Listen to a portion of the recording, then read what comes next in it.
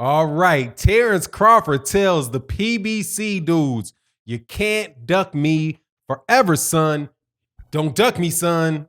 That's what Keith Thurman used to say. But that's what Terence Crawford is saying about the PBC in an interview that came up with Talk Sports out of the UK.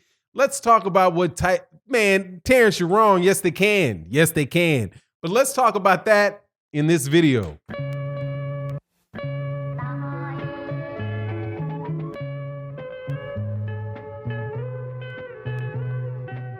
All right, man, let's get back to my favorite subject in boxing. And you know that's the welterweight division.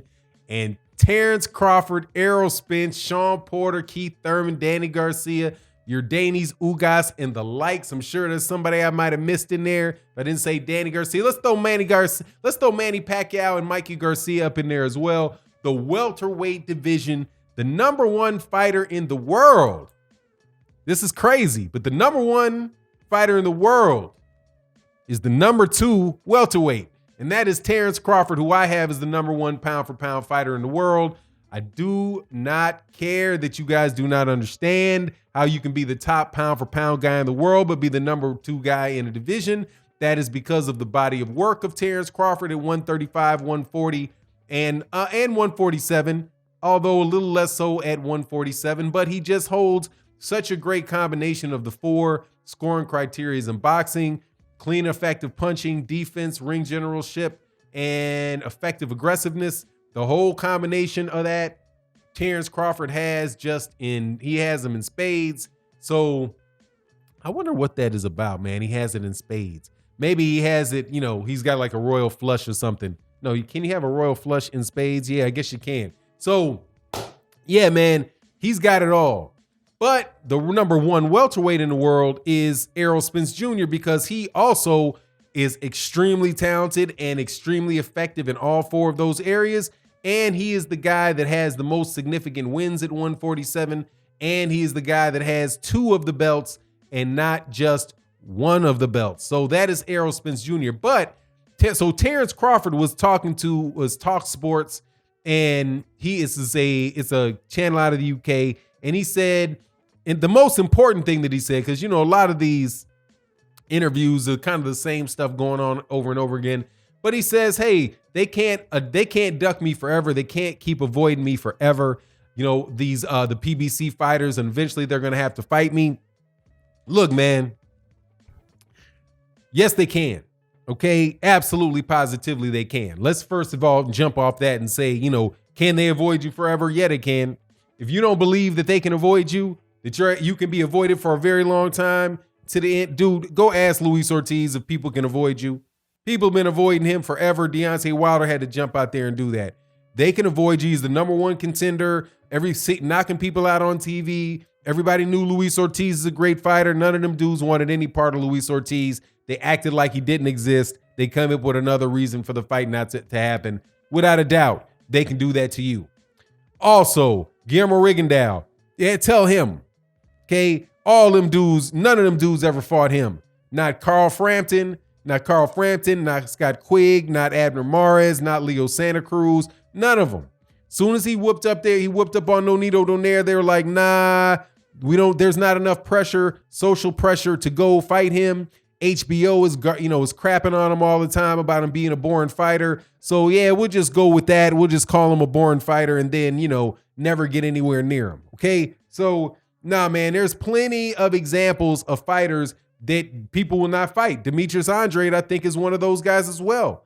Like, I don't think Canelo Alvarez ain't got any interest in fighting him. The Zone said, no, we don't want that fight. Yeah, that could be for the undisputed championship of the world. Because look, dude, Demetrius Andrade was one step closer to being undisputed at 160 pounds, one step closer than where Terence Crawford is now. In that there was only one other champion, Canelo Alvarez, who had the WBA, the WBC, and the IBF championship all at the same time. It was one fight away for undisputed. So you would have thought Demetrius Andrade was going to get that fight for sure. Did he? No. And DAZN didn't even play like they wanted it. Eddie Hearn didn't even play like they wanted it. Nah, man, you are not guaranteed no spot. Yes, they can avoid you. if the people that want to avoid you can avoid you forever. Believe it. Especially when you have that many fighters in the PBC, where you have Danny Garcia can fight Shawn Porter again. Keith Thurman can fight Shawn Porter or Danny Garcia again. Errol Spence Jr. can fight Danny Garcia, or he can fight Shawn Porter again, or he can fight Keith Thurman, or and that's all aside from the Manny Pacquiao thing. They've got Ugas to fight. They've got people like coming up like Jaron Ennis to fight. They've got all kind of people to fight over there, man. That's a packed division. So the idea that they cannot contend, that they would not do that is no. Yeah, absolutely they can. But here's the thing. Terrence, you are avoiding some people too. You're avoiding people. You're avoiding Shawn Porter. Without a doubt, you avoiding Shawn Porter, saying that you only reason Shawn Porter is going to want this fight is because Shawn Porter doesn't have a belt. I hadn't even do a video on the fact that Terence Crawford said that, because like I said, man, Woolbag and Drink More Water, those are my subscribers and come by the live stream all the time where we chop it up about Terence Crawford. Dang on well, I didn't say, because I'm trying to be more pro Terence Crawford. But this type of statement here, dude, is just something that is just off base. Yes, they can avoid you. Yes, they will avoid you. You got to do something about it. You have to do something about it. You're not going to, and that means you have to go find one of those dudes that are willing to fight you and make the fight. If Shawn Porter is the guy that's willing to fight you, then make the fight with Shawn Porter, because that means that the arrangement has already been made. There ain't no excuses. You fought one PBC guy. There ain't no reason for the other ones to go. I've been saying that the way that Terence Crawford needs to go about this thing at welterweight division, in the welterweights, is, dude, you got to knock them off one at a time, man. You got to knock them out one at a time, because Terence Crawford has great skill and he's very exciting to watch, right? I'm a fan. I don't miss a Terence Crawford. I don't miss a Terence Crawford fight. But you know what the PBC has been echoing, and it's pretty much true. His fights don't make a lot of money. And when your fights don't make a lot of money, dude, they're not under that much pressure to fight you. And the reason the fights don't make that much money is because you're not fighting guys that are significant enough for people to think that you have a chance to lose. That's what's going to make a big money fight, right? It's not just the names, but it's the idea that a fighter can lose. If you have Terence Crawford fight a Shawn Porter, there's going to be a bunch of people that are going to be like, ooh, I don't know how that fight's going to go. And the tension that comes from not knowing what's going to happen in a fight brings people to watch the fight. If you keep fighting guys, if Terence Crawford keeps fighting guys that people just there's just no chance he's going to lose to, man, what's the fun in that? How do you build your name off of that? Right? Like, come on, man. Nobody thought Igis Kalvanakis had a chance, and he proved it. Because as soon as Terence Crawford looked like he was hurt a little bit, dude, Terence Crawford just walked straight through him. Was like, okay, that's it. Let me get him out of here. It looked like the Jarrett Hurd fight against was it Dennis Hogan? It wasn't Dennis Hogan, but it was somebody, one of these, some guy from Great Britain that in the first title defense, it was the first title defense for Jarrett Hurd. It might have been a dude out of Australia. Can't remember what the guy's name is, but Jarrett Hurd came out there trying to box, trying to work on his defensive skills, all of that stuff, showed that he had ring generalship, and the guy wound up landing a couple shots. And after that, Jarrett Hurd was like, nah, let me just go get this guy out of here. And he just switched back to plan number one, bulldozed the guy and got him out of there.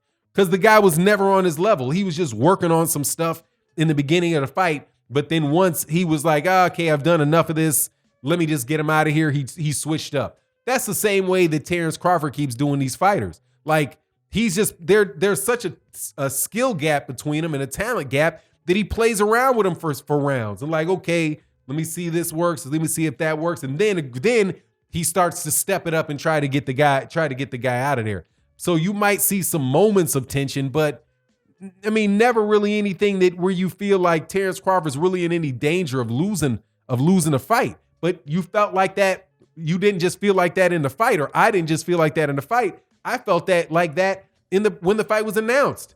I feel like it now about his next fight. Like, the next guy he's going to fight is going to have no chance. I don't know who it's going to be, but I know it's going to be a guy that has no chance. It might be, like I was waiting for Alexander Boost Putin. Now, but Boost Putin popped dirty, so that's was taken off the shelf. But that's actually, like a reasonable fight that most likely would have been made because it was an in-house top-ranked fight and Terence Crawford could have beaten him. But look, man, Terence, yes, man, they can continue to duck you. Absolutely, because you're not giving them any reason to fight them. And then the guys that do say that fans push into trying to make them fight him. Because, like, dude, I was big time on Shawn Porter about fighting Terence Crawford. But, hey, man, Terence Crawford act like somebody's trying to set him up. You know what I mean? It's crazy. But anyway, it is what it is. You let me know what you think in the comment section. And with that, I'm out. Peace.